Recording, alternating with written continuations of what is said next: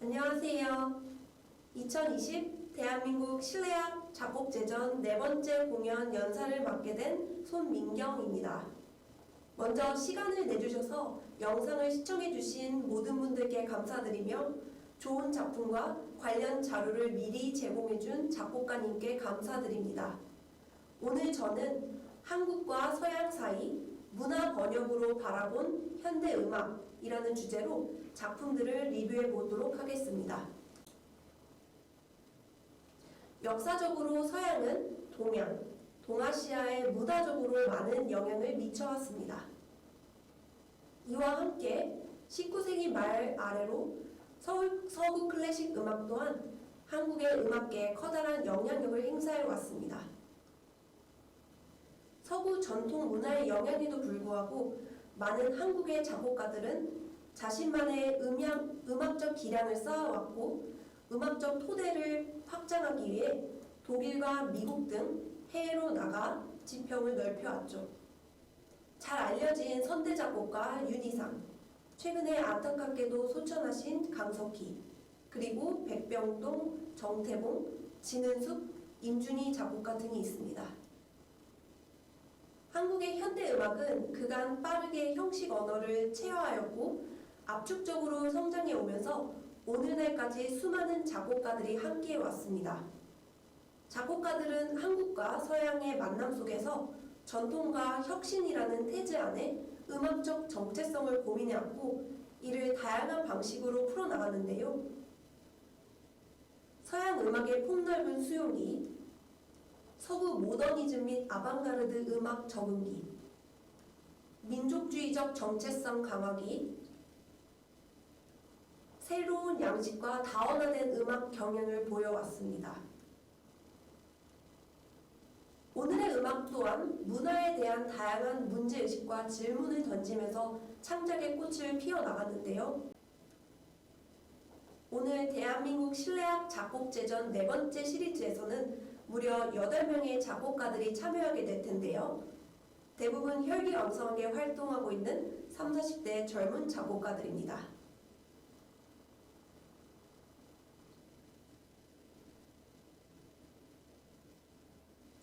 이 작곡가들은 최근 2년 안에 작곡된 따끈따끈한 작품들을 제시해왔는데요. 먼저 연주 순서대로 김태희의 하프와 라이브 전장 음향을 위한 밤하늘,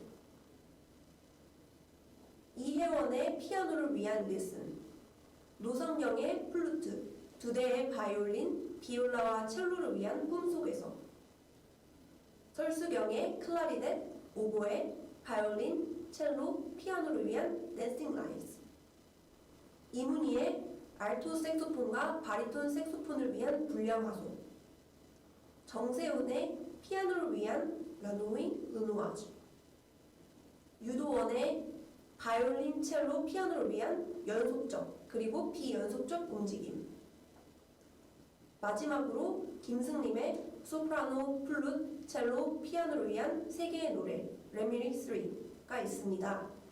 각 작품은 독특한 제목과 악기 편성을 지니고 있는데요. 저는 작곡가들의 악보와 음원을 받은 직후 지난 몇 주 동안 음악을 자세히 들어보았는데요. 그러면서 작곡가들의 깊은 상상력에 놀라면서 흥미진진한 시간을 보냈습니다. 이 중에서 저는 미리 악보와 음원을 제공해준 5 작품들을 중심으로 이야기해보고자 합니다. 화면에 보시는 각 작품은 외면적으로는 음악 내적 구조와 음향에 집중을 하거나 문화, 즉 외국의 소설이나 언어, 그리고 한국을 둘러싼 문화와의 조화가 있는 공통점도 있었습니다.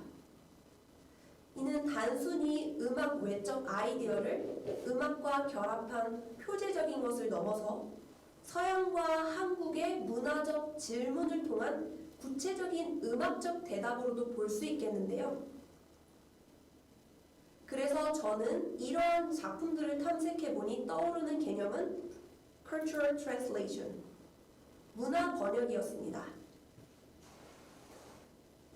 이 개념은 독일의 철학자 발터 벤야민의 논저 번역가의 과제에서 언급되기도 했습니다. 문화 번역은 언어적인 차원을 횡단을 넘어서 서로 다른 문화 사이의 횡단을 통해 의미를 전달하는 것을 뜻합니다. 흔히 번역이라는 것은 외국어로 된 원문을 자국어로 옮기는 것을 떠올릴 텐데요. 그렇다면 원본은 기원, 번역은 파생물이라는 서열적인 질서가 형성되어 번역은 원문의 부차적인 산물이라고 생각이 되는데요. 하지만 벤야민은 그러한 통념을 비판합니다.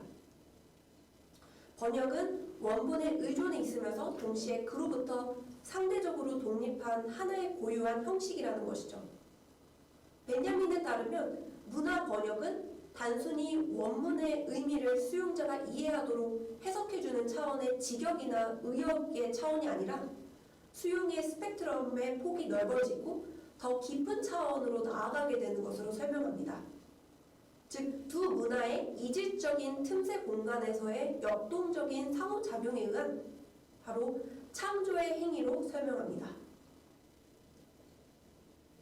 이 개념은 서로 다른 두 문화의 경계선상에서 교섭과 횡단을 통한 활발한 문화적 소통을 보여주는데요. 벤야민은 문화 번역이라는 것은 원본과 함께 고유한 별처럼 순수 언어라는 원천의 잠재성을 실현할 수 있는 독자적 길을 열어주면서 동시에 그것들이 모여 하나의 전체로서 성좌, 컨스텔레이션을 구성할 수 있다고 주장합니다.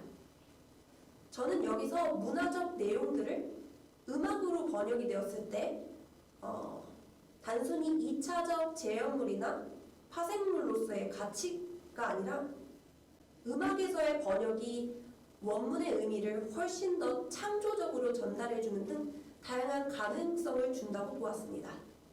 저는 이러한 아이디어가 오늘 만나게 될 작품에 크게 연관되어 있다고 생각합니다. 저는 이러한 문화 번역의 관점에 따라 세 가지의 테마로 나누어 보았고 이를 여러 작품씩 묶어서 해석해 보았습니다. 작곡가 김승민과 정세훈의 작품은 서양의 소설 및 언어의 음악화, 설수경과 이혜원은 한국의 전통과 역사 다시 듣기, 마지막으로 유도원은 음악 재료들의 내적 구조와 관계를 재조직한 것으로 볼 수 있겠습니다. 오늘 저의 발표는 다음의 순서대로 작품에 대한 간단한 해석과 함께 음악적 특징을 살펴보고 이를 통해 아우를 수 있는 미적 의미를 제시해 보겠습니다. 첫 번째 카테고리인 서양의 소설 및 언어의 음악화라는 테마로 김승민과 정세훈의 작품을 살펴보겠습니다. 먼저 김승림의 소프라노와 세 개의 악기 앙상블을 위한 레미리 3입니다. 레미리는 파울로 코엘료의 장편소설 베로니카 죽기로 결심하다에 나오는 예전 인도양에 있었던 상상의 대륙으로서 에덴 동산 또는 인류 기원의 요람의 원형을 뜻합니다. 작품의 모티브가 된 이 소설은 빌레트에 입원한 베로니카가 자신의 삶의 의미를 알아가는 이야기로서 인생의 공허함과 삶의 의미를 성찰하는 내용을 담고 있습니다. 김승림의 작품에서는 한 인간 속에 자신이 아닌 욕망의 자아가 자라나고 자신과 그 욕망의 자아 사이의 간격이 커짐으로써 결국 분열되고 낯선 본래의 자아가 새롭게 탄생하는 자아 성찰적 내용을 담고 있습니다. 이 작품은 시리즈작인데요. 참고로 레미리 1은 Theater Acting이는 6중주 편성으로 레미리 2는 모노 드라마의 아리아로 편성이 되어 있는데요. 성악가가 확성기를 사용할 정도로 아방가르드 스타일의 음악극적인 성격을 지니고 있습니다. 저는 지난 시리즈가 궁금해서 유튜브로 검색을 해보았는데 레미리 2가 있어서 가져와 봤는데요. 주요 장면들을 잠깐 들어보겠습니다.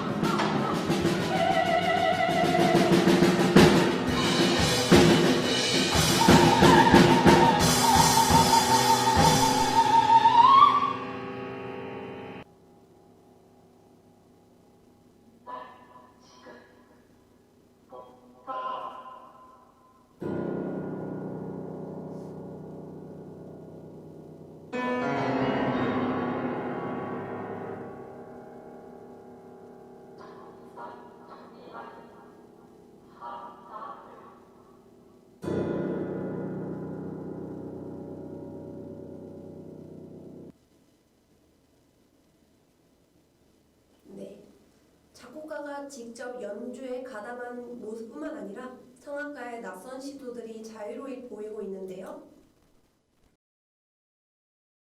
네, 레미디 3는 상대적으로 고전적 편성을 보이지만 극적 측면을 위한 여러 실험들을 보이고 있는데요.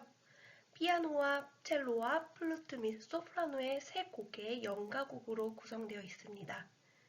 제1곡에서는 시적 자아가 스스로 내면을 들여다보면서 자아와 욕망 사이의 괴리를 발견하고 이것의 간격이 점점 커지는 것을 구현하고 있습니다.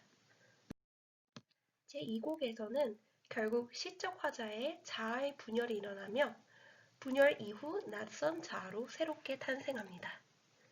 1곡과 2곡까지는 원작 소설의 서사를 따라가며 삶의 의미와 자아의 욕망에 대한 성찰을 담고 있는데요.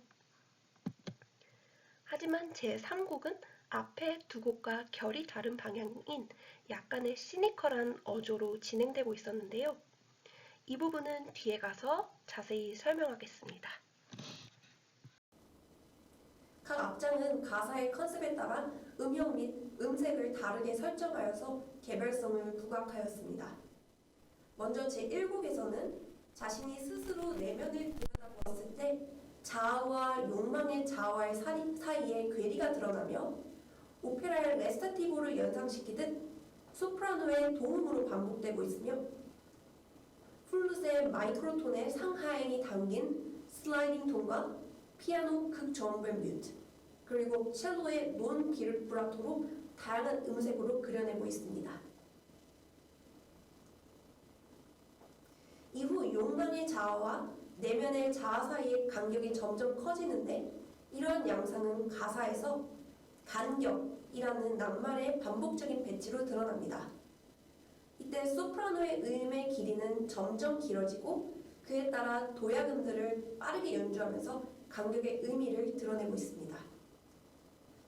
또한 혼합박자 세팅과 마디마다의 잦은 변박으로 마디의 불규칙적인 박절을 드러내면서 불안한 자아를 암시하고 있습니다.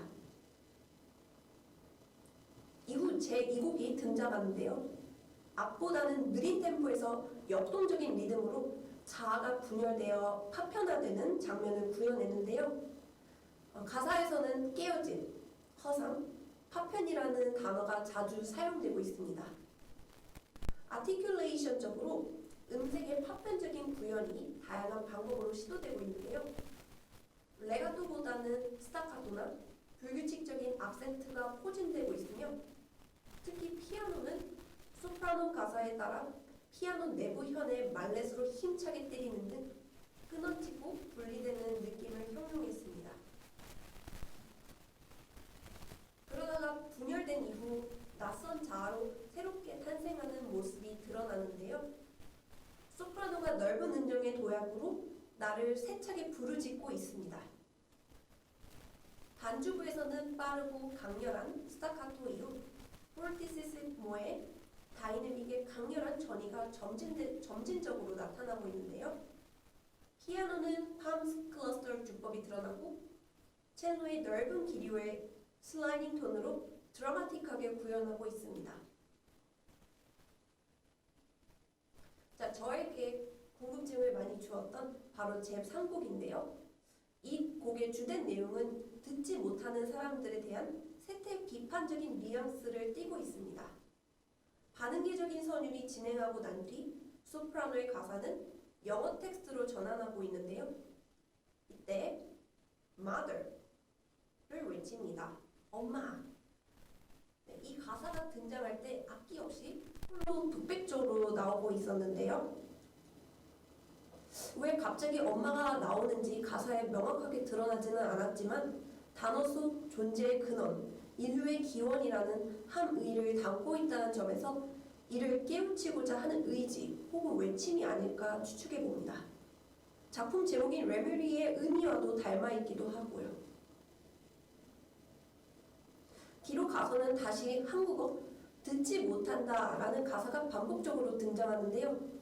이때 듣지 못한다는 사람은 내용적으로 희망 없는 사람, 의심과 실패가 없는 사람 모두 듣지 못한다는 내용을 전하고 있습니다. 무엇을 듣지 못하는지는 명확하게 드러나진 않지만 아마도 자신의 감정과 세속적 욕망에 따라 살아가는 세태를 비판한 것이 아닐까 생각합니다. 작곡가의 사고와 신념에 대한 최근 분석에 따르면 현실에 대한 비판 정신을 지닌 작곡가라는 평이 있는데요. 현 시대에 바람직하지 못한 부분을 비판하고 적극적으로 교정하려는 의식을 제고하려는 정신이 이 작품에서도 암시적으로 투영되고 있었습니다. 그리고 나서 가사의 말미에는 주목할 만한 영어 가사가 등장하는데요. Whoever has ears to hear, let them hear. 이라는 가사가 악기의 반주가 거의 없이 나옵니다. 이것은 성서의 마태복음에서 예수님이 제자들에게 했던 말씀인데요. 들을 귀 있는 자는 들으라. 이 말은 소리의 음파를 단순히 받아들이기보다 진정으로 메시지의 내용을 묵상하고 신중하게 그것을 생각하면서 말씀에 실천적으로 따르라는 것입니다. 흥미롭게도 소프라노의 시적 화자가 자아 성찰을 한 것에서 예수님의 강한 명령의 말씀으로 전환되는데 이는 마치 음악학자 에드워드 콘이 말한 시적 페르소나가 한 인간에서 성서의 예수와 같은 메시아적인 자아로 전환되는 성격을 띱니다. 음악학자 콘은 The Composer's Voice라는 논저에서 슈베르트의 가곡에서의 목소리 주인공은 과연 누구인가? 가사를 쓴 시인인가? 작곡가인가? 아니면 다른 인물인가? 질문을 던지고 있는데요. 사실 이 부분에 대한 답은 결코 단순하지 않습니다. 일단 시적 화자의 모호성이 그 중심에 있었고요. 또한 작곡가의 개별 페르소나는 시적, 성악적, 기악적, 다중 레이어링에서 수행되었기 때문입니다. 레미리 역시 목소리의 주인공은 가사의 내용과 모국어 및 외국 언어, 어조의 차이로 모두 한 곡 안에서 여러 페르소나들이 얽혀있고 기악 부분의 다층적 음률 때문에 가사를 쓴 작곡가인지 혹은 다른 인물인지 쉽게 내려지지 않습니다. 오히려 작곡가는 음악에서 전통적으로 관습되고 경험된 전형적인 서사에 벗어나는 가능성을 주는 사건들을 하나의 큰 플롯으로 구성하면서 청자로 하여금 재해석할 여지를 줍니다. 더 나아가 음악을 둘러싼 여러 실험적 가능성이 브레이트의 낯설게 하기 기법을 실현시켰습니다. 결국 레미리 3는 소설과 작곡가의 재해석에 따라 음악이라는 번역을 통해 청자들에게 다양한 울림을 주고 있었는데요. 한국의 청중들은 작품에 담긴 의미와 사회의 현실에 대해 질문을 던지게 합니다. 소설에서 이를 음악으로 또 악기와 성악의 가사로 풀어내는데 여기에서는 음악의 실험적인 측면 외에도 외적인 번역과 내적인 번역 등 다중의 레이어링 속 번역이 작동되고 있었는데요. 작곡가의 무의식적 페르소나에 따라 청중들에게도 친숙함과 낯선 사이, 다양한 물음표와 울림들을 주고 있었습니다. 음악 외적인 대상을 음악적으로 형상화한 또 다른 작품은 정세훈의 르누이 르누아지입니다. 이 작품은 앞에 김승림 작곡가와는 달리 언어적인 속성에 주목한 작품입니다. 뉘는 불어로 구름을 뜻하고 뉘아지는 밤을 뜻하는데요. 두 대상의 발음은 매우 비슷하죠. 그런데 약간 자세히 들어오면 두 대상의 발음은 완전히 같지 않으며 약간의 변하는 느낌이 있습니다. 게다가 이 단어가 의미하는 밤과 구름도 뭉게뭉게한 구름의 모양새는 계속 비슷한 것 같으면서도 천천히 변화하고 또 밤의 어둠도 시간이 흘러감에 따라 천천히 변화하는 특징을 가지고 있습니다. 이렇게 비슷함과 차이의 아이디어를 음악의 두 개 악장으로 구성한 것이죠. 이 곡의 1악장과 2악장은 다음과 같이 표현됩니다. 이렇게 각 악장은 발음의 닮음과 약간의 차이를 테마로 삼아서 다양한 반복과 변화를 취하고 있었는데요. 1악장은 수직적인 화음으로, 2악장은 수평적인 분산 화음으로 이러한 밤 구름의 모습을 제시하고 있습니다. 또한 1악장의 베이스는 같은 화음으로 반복이라는 아이디어로 제시되는 반면 2악장은 여러 섹션이 등장하는데 이 섹션마다의 미세한 변화를 중심으로 나타나고 있습니다. 구체적으로 1악장의 음악적 특징으로 들어가 보겠습니다. 그로테스크한 분위기에서 저음의 묵직한 클러스터의 울림으로 밤의 분위기를 조성하고 있습니다. 반응계의 여러 음이 한꺼번에 올려 만드는 뭉치의 사운드 매스는 리게티를 연상시킬 만큼 텍스처 음악을 구성하고 있는데요. 하지만 작곡가 정세호는 다음과 같은 주문을 겁니다. 바로 특정한 음을 공통의 배음으로 가진 음들의 조합으로 구성하라는 것입니다. 즉, 역배음의 화음으로 이 작품이 구성되고 있는데요. 이 배음은 전체가 울리지는 않지만 이 근본음을 제외한 음들의 부분적인 조합으로 화음이 배치된다는 것인데요. 가령 낮은 음자리표 두 단으로 된 왼손과 오른손이 이렇게 울리면서 진행되고 있죠. 물론 이 배음은 항상 명확하게 들리는 것은 아니지만 약간의 비슷함과 차이를 거치면서 청자들에게 궁금증을 던지면서 진행하고 있습니다. 저는 여기서 특정 음의 역배음의 배열이 어떻게 되는지 궁금해져서 개인적으로 작곡가에게 연락을 드렸었는데요. 작곡가는 상세하게 이렇게 공통배음인 B+를 기준으로 배음열의 배치가 구성되었다고 답해 주셨습니다. 즉, B+이 공통배음이라면 2번 배음인 B+, 3번 배음인 E+, 4번 배음인 B+, 5번 배음인 G+, 이런 식으로 쭉 뻗어나가는 것입니다. 이러한 역배음은 양손의 사운드 매스의 동시적 울림으로 재현되고 있었는데요. 단 근본음만 쏙 빼놓고 진행된 것이죠. 그러다가 중반부, 즉 마디 18에서 이 화성음들의 공통 배음인 B+이 이제서야 등장하게 되는데요. 이전까지 B+이 직접 건반에 눌러지지 않아도 작곡가는 배음으로서 소리가 날 것을 기대한 것입니다. 저는 이 원리를 듣고 다시 작품을 들어보니 처음에 가졌던 궁금증이 조금씩 풀리게 되었습니다. 1, 2악장의 아타카로 연결되면서 2악장이 바로 등장하는데요. 2악장 역시 같은 원리로 화성이 수평적으로 구성됩니다. 분위기상으로는 1악장보다는 다소 화려하면서 어두운 밤이 연상되는데요. 2악장은 A부터 I까지 알파벳으로 세부 섹션들이 구성되고 있는데요. 이 섹션은 배음 및 역배음의 기본음들의 변화를 기준으로 나눈 것입니다.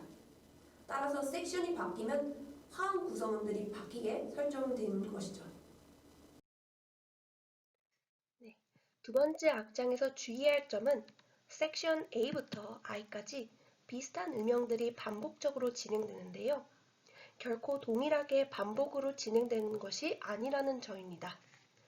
이는 마디마다가 하나라도 그대로 머무는 것이 아니라 어떻게든 변화하고 있다는 것인데요.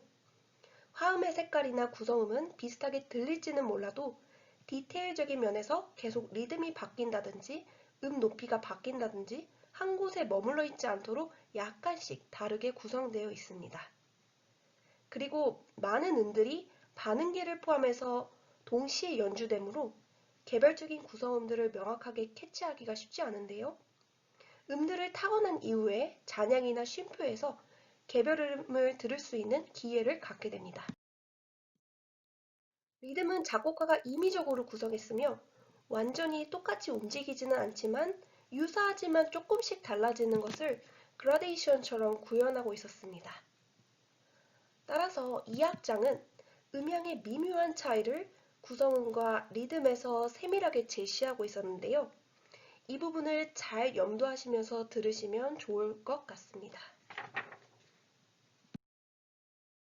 요컨대 뉘아즈는 음악이라는 기호로 문화들이 번역된 프로세스들을 들을 수 있었습니다. 불어의 뉘아즈라는 기표와 밤구름이라는 관계가 음악적 기호로 번역이 된 것이죠. 여기서의 기호는 반복과 변화라는 것인데 반복이라는 것은 배음열의 수직적 음 배치를 통해 변화라는 것은 내부적인 음고 구성원들의 변화 및 리듬의 변화로 미세한 화음의 색깔 변이를 일으키면서 약간의 변화를 주고 있었습니다. 이렇게 기표와 기의가 결합되어서 음악적 기호로 표현되는데요. 소리가 나는 원리와 소리의 실제로의 환원이 동시적으로 이루어진 것을 볼 수 있었던 인상적인 작품이라고 봅니다. 지금까지 살펴본 두 작품을 종합해보면 김승림과 정세훈 작곡가의 작품은 서양 소설과 언어의 발음을 재료로 삼아 작곡가의 상상력을 토대로 재구성하여 번역의 예술을 통해 음악적으로 형성한 것을 볼 수 있겠습니다. 구체적으로 김승림은 단어 단위보다 더 큰 단위로서의 내러톨로지를 구현했다면 정세훈은 그보다 좀 더 작은 단위인 단어 안에서의 의미와 상징관계를 통해 구현했다는 점입니다. 그럼 두 번째 테마로 넘어가 보겠습니다. 한국의 전통과 역사 다시 듣기의 컨셉으로 두 작품을 해석해 보겠습니다. 음악학계에서 한국의 현대음악에 대한 탐색은 포괄적인 시각에서 다양하게 진행되어 왔습니다.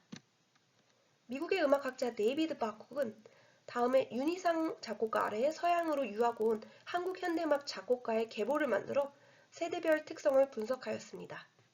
강석희, 백남준, 박영희, 백병동, 김정길, 정태봉, 진은숙 등 그 논의의 시작을 열었고 음악학자 크리스티안 우츠는 1960년대 이후 지배와 해방의 역사를 겪은 많은 동아시아 현대음악 작곡가들이 작품의 정체성을 국가적, 문화적 정체성으로 끌어오는 경향이 있다고 논한 바 있습니다. 최근 음악학자 오이숙은 우츠의 논의를 구체적으로 한국 현대음악에 포커스를 맞추었고 이를 상호 문화성의 미학의 관점에서 두 이질적 문화의 역동적 상호작용으로서 한국 작곡가들의 음악을 심층적으로 논한 바 있습니다. 저는 이러한 논의에 동의하지만 한편으로는 포스트콜로니얼리즘적 제국의 힘과 권력의 잔존으로 인한 한국적 소리 사용의 양가적인 측면 또한 존재한다고 봅니다. 이러한 맥락에서 감상하게 될 작품은 설수경의 Dancing Lines, 우리말로 춤추는 선들입니다. 이 작품은 한국이란 주제를 갖고 한국적인 음악을 만드는 여러 요소 중 선적인 선율 진행과 고유의 흥을 생각하며 작곡된 곡입니다. 이 선이라는 것은 작곡가가 말한 미술, 건축, 전통 의상의 색깔들을 의미하는데요. 시각적인 것을 소리로 구현하기도 하지만 소리를 통해 시각적인 것을 표현하기도 하는 것이죠.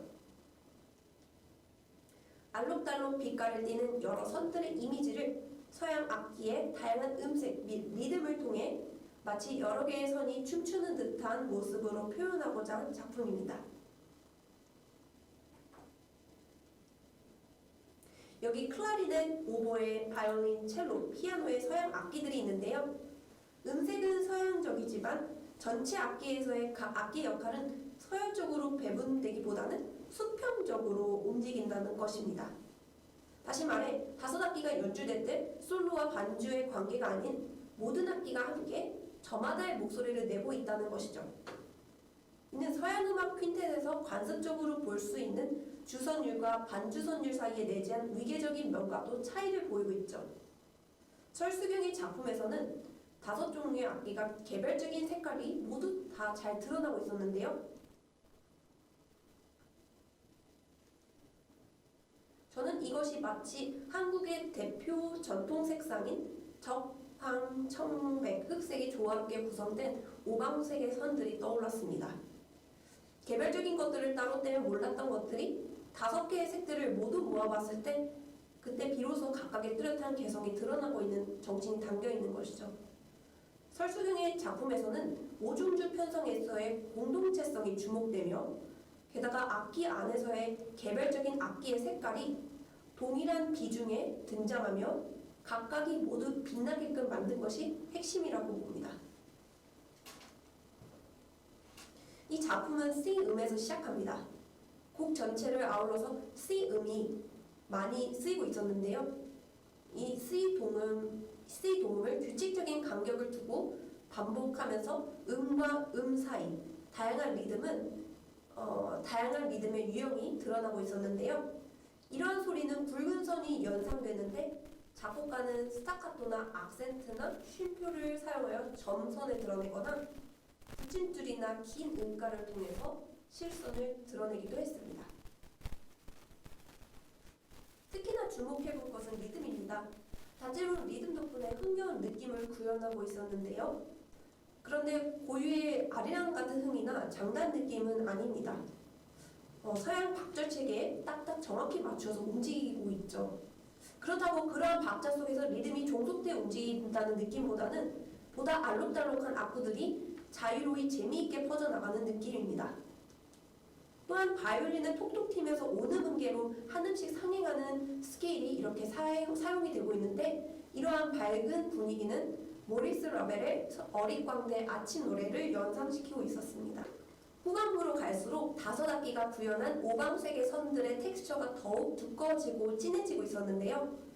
색이 역동적으로 상호작용하며 이들은 극적으로 C 음에서 만나게 됩니다.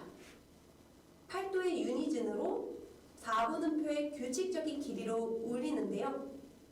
개인적으로 이 부분은 오색실들이 하나로 엮이는 것처럼 들렸습니다.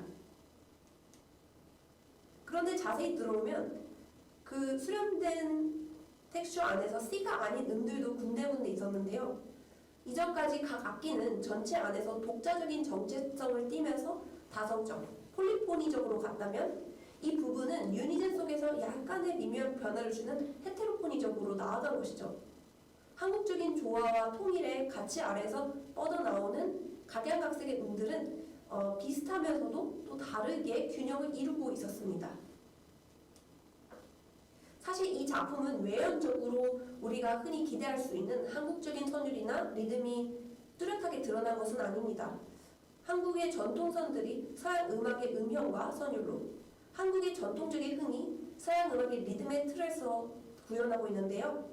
그럼에도 불구하고 악곡의 전반적인 기획과 악기의 편성 및 역할 관계 등 들리지 않는 사상적인 측면에서 서양과는 다른 동양의 음향의 조화와 화합 등 정신적인 양상 측면 또한 담겨 있었습니다.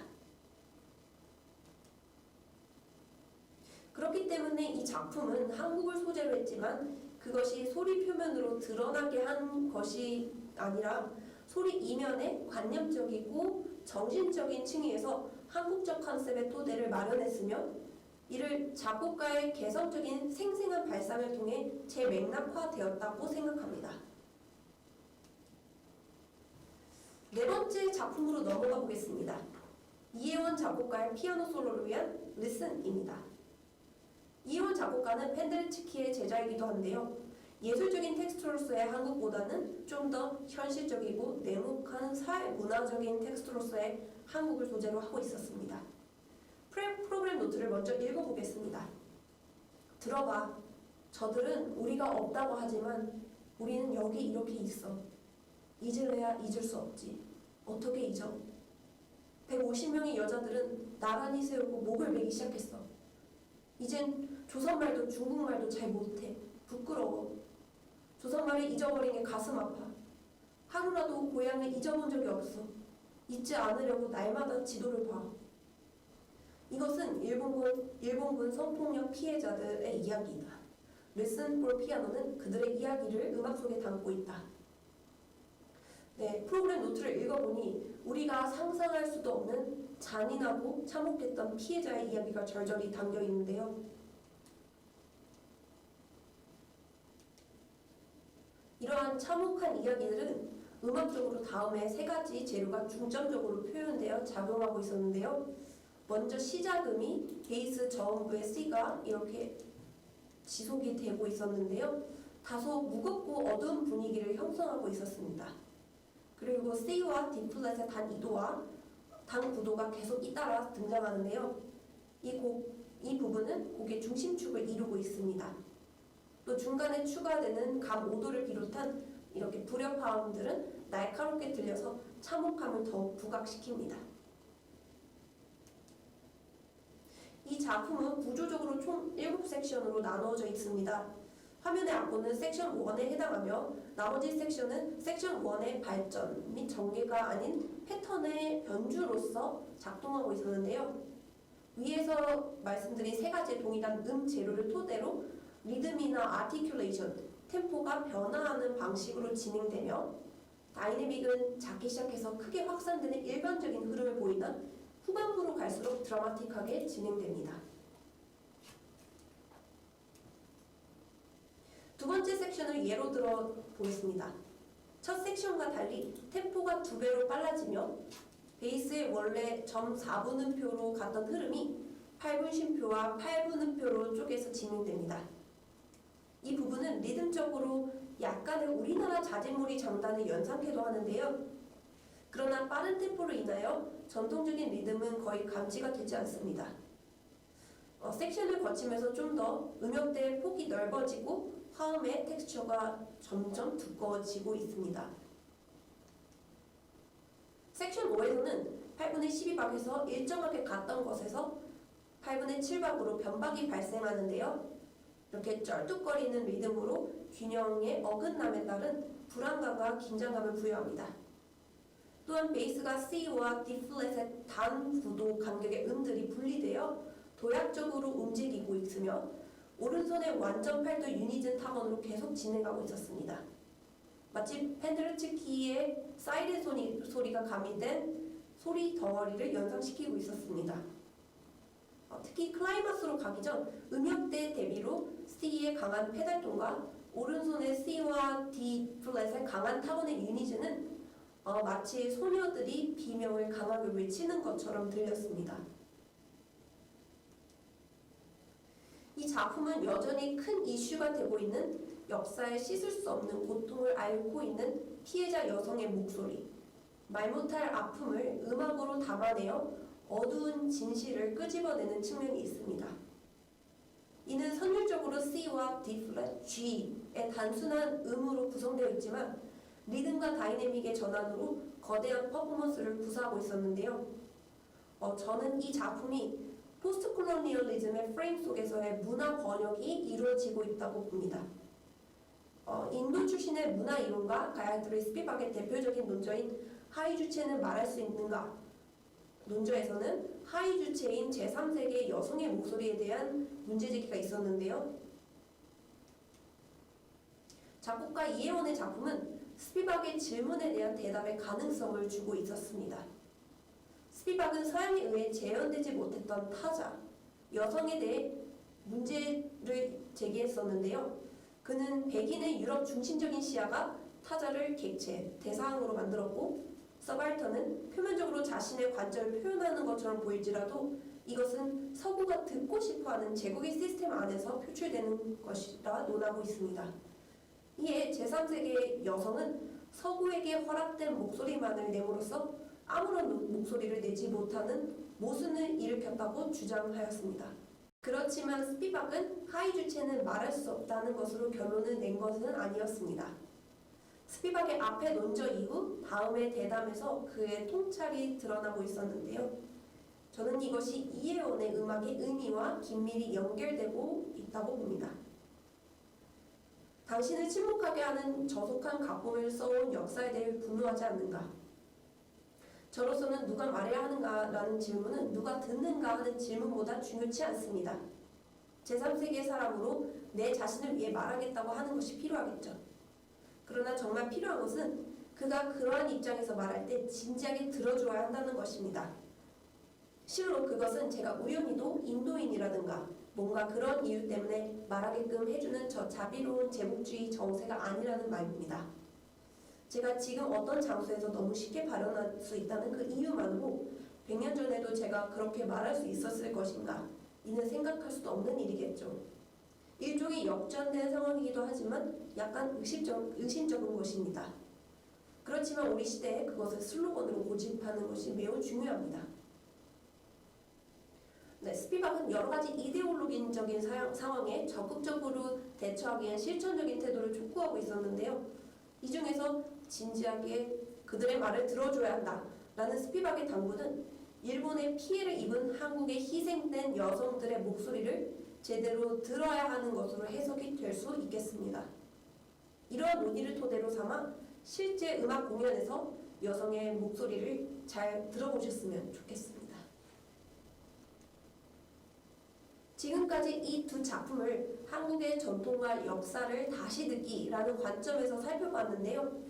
설수경과 이혜원 작곡가의 작품은 한국의 전통예술 시각물을 음악으로 번역하여 작곡가의 상상력을 토대로 재현하기도 하고 또 한국의 사회문화적 텍스트를 음악으로 재맥락화하여 제국에 의한 여성 피해자들의 목소리를 음악으로 형상하기도 했습니다. 이 둘을 비교해보니 한국 소재 안에서도 양면적인 면모를 볼 수 있었는데요. 또한 이 두 작품은 C음이 굉장히 중요한 역할을 담당하고 있었는데요.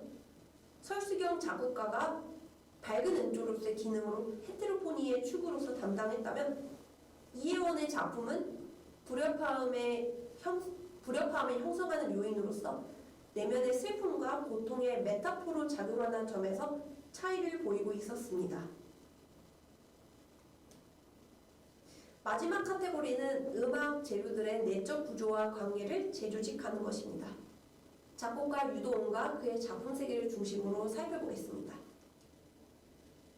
곡 분석에 들어가기에 앞서 작곡가 유도원에 대한 기존의 분석과 평들이 있었는데요. 한국창작음악 비평집에 따르면 유도원에 대한 평가는 다음과 같습니다. 음향적 재료를 신중하고 체계적으로 구성해 나가는 작곡가, 음악의 질서와 비례를 조직하다. 그리고 대표작 침묵의 공간으로부터의 파동에서는 음향적 시공간으로서의 작품으로 연구가 되어 왔었는데요. 그런데 저는 질서와 체계에도 공감이 되지만 그 안에서의 무질서, 비례 속의 틈새적 불일치 또한 중요하게 다가왔었는데요. 이것은 오늘 듣게 될 작품, 연속적 그리고 비연속적 움직임에 적극적으로 반영되고 있다고 봅니다. 이 작품은 추상적인 제목을 지니고 있지만 프로그램 노트부터 살펴볼 필요가 있겠습니다. 프로그램 노트를 한번 읽어볼까요? 1989년도 베를린 장벽의 붕괴, 1997년 외환위기, 2001년 9.11 테러, 2014년 세월호 사건, 2016년 박근혜 대통령 탄핵 등 뚜렷한 전환적 사건이 만들어내는 역사의 흐름 속에서 우리는 현재의 삶을 영위해 나가고 있다. 이렇게 전환적인 사건들로 야기된 거대한 흐름 속에서 개개인의 삶은 각각의 파편들을 만들어내며 비연속적인 움직임을 보인다. 현재의 우리들은 과거 그 어느 때보다 미디어와 IT 기술의 발달로 전환적 사건들이 만들어 나가는 연속적인 흐름들을 쉽게 인지할 수 있으며 때로는 개인들이 만들어내는 비연속적으로 파편화된 사건들이 인터넷이나 미디어를 통해 전환적 사건으로 확장되어 또 다른 역사의 흐름을 만들어내는 시대에 살고 있다. 네, 흥미롭게도 한국과 서양의 역사를 반영한 사회문화적인 텍스트가 창작의 동기로 사용되었는데요. 저는 이것을 다음과 같이 정리해봤습니다. 이런 식으로 세계와 한국의 역사 속에 전환적 사건들이 있는데요. 이러한 역사의 연속적인 흐름과 함께 그 속에는 미디어로 표현되는 개인들의 이야기가 있고 이것들은 파편적인 성격을 띠죠. 이것들의 삶을 의미하는 비연속적인 움직임들은 유도원 작곡가가 음악으로 포착해낸 것입니다. 주의할 것은 이러한 음악 외적인 이야기가 작품 창작의 영감으로 작동되지만 그러한 외적인 것이 음악에는 직접 반영되거나 묘사하도록 한 것이 아니라는 점입니다. 거기서 받은 영감을 추상화하여 자체에 집중하였고 자체가 이야기를 하는 것처럼 펼쳐내는 절대음악 쪽에 좀 더 가까웠습니다.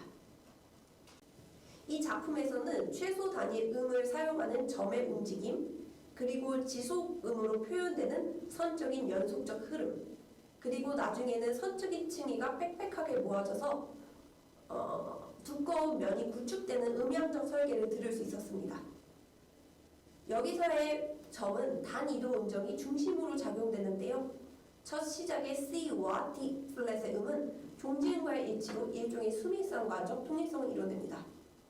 한편 두 대 악기의 연속적인 레이어링 속에 한 악기의 예측 불허한 스포르잔도는 비연속적인 움직임을 구현하고 있었습니다.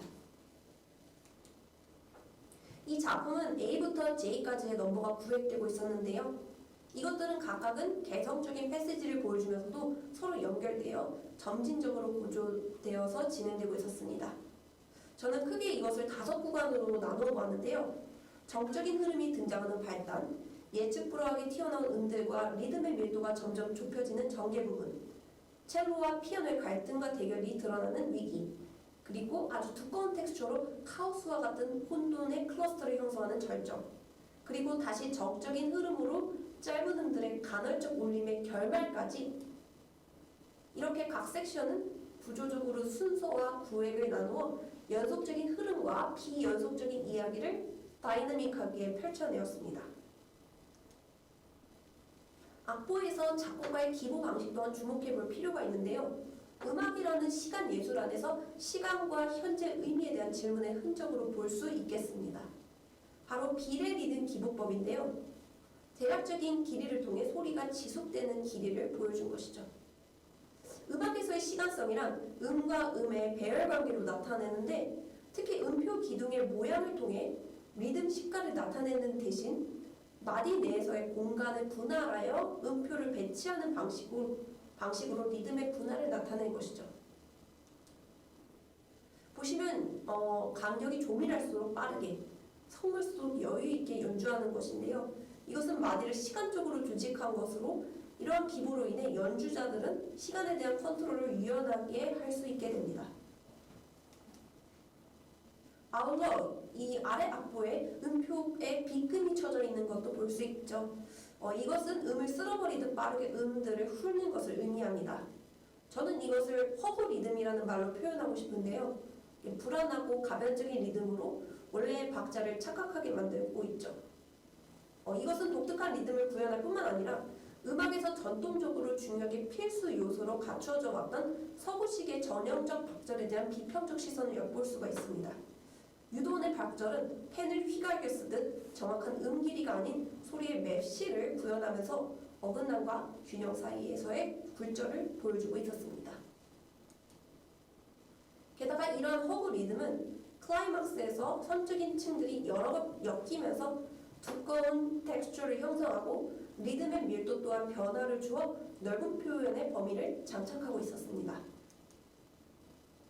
또한 현악기에서는 꼴레뇨 바투토나 술 폰티첼로가 중후반기 이래 다수 등장하고 있었는데요.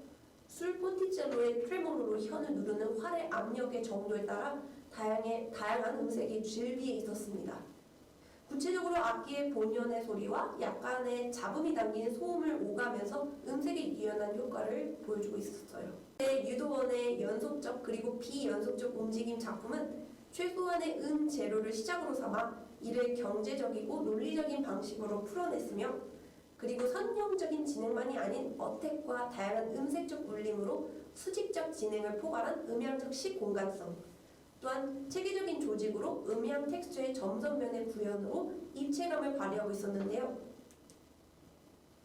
그런데 저는 거기에 더 나아가 유도원의 작품에서 연속과 비연속 간의 사이 경계가 더 중요한 의미로 다가왔는데요. 동일한 속 이질적인 틈새가 베냐민이 말했던 틈새 의미 작용을 발현하는 이질성으로 이해가 되며, 이러한 차이가 차연적인 정체성을 형성하는 것으로 받아들여졌습니다. 더 나아가 이러한 것은 시간성 속에서 끊임없이 브릿지와의 협상을 거쳐 차이가 번역되는 틈새 공간 속에서 현재 의미가 발현되고 있었는데요. 이것은 연속체에서의 역사를 드러내는 것뿐만 아니라 변화가 이루어지는 순간, 모먼트 자체를 구체적으로 드러내고 있다고 봅니다. 이 부분이 조화롭거나 매끄럽거나 일치되는 것이 아님에도 불구하고 저는 이러한 과정 그 자체가 유도원의 작품에서 유의미한 아름다움을 보이고 있다고 생각합니다. 자, 여기까지가 제가 준비한 분석과 해석들이었습니다. 이 부분은 어느 한마디로 딱 떨어지는 귀결점으로 간주하기보다는 다양한 해석이 가능한 하나의 가능성으로 봐주셨으면 좋겠습니다.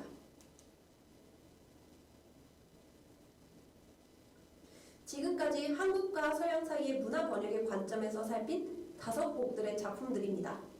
이 작품들은 구성적인 측면에서는 한국과 서양 사이의 다양한 문화적 아이디어들, 이를테면 서부 소설, 프랑스어, 한국의 전통, 식민지 피해자의 목소리, 한국 정치사가 사용되었지만 그 양상은 다각적인 울림으로 들을 수 있었습니다.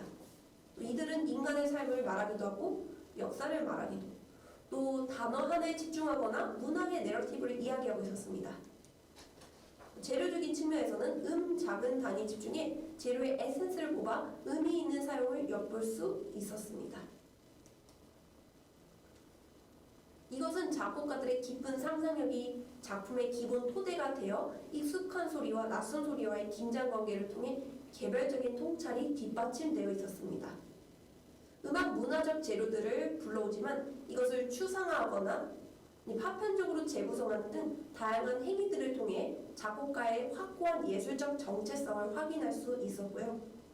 더 나아가 미학적인 층위에서 각 작품은 벤야민의 문화 번역 논의에서 추구하고자 했던 원작의 메아리를 깨어 번역어 속에서 개인과 사회를 향해 울려 퍼지는 본질적인 사운드를 들을 수 있었는데요. 이러한 관계 속에서 우리는 어떤 근본적인 예술적 메시지를 찾아볼 수 있을까요? 그것은 오늘 실내악 작곡제전에서 실제로 음악을 들으면서 생각해 볼 수 있겠습니다.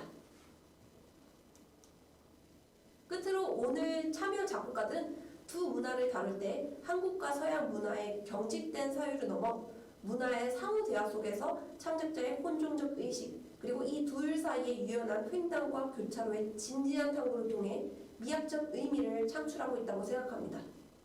오늘 저의 해석이 21세기 이 한국의 현대음악 작품을 조명하고 감상하는 또 다른 창이 되었길 바라며 오늘 발표를 마치도록 하겠습니다. 들어주셔서 감사합니다.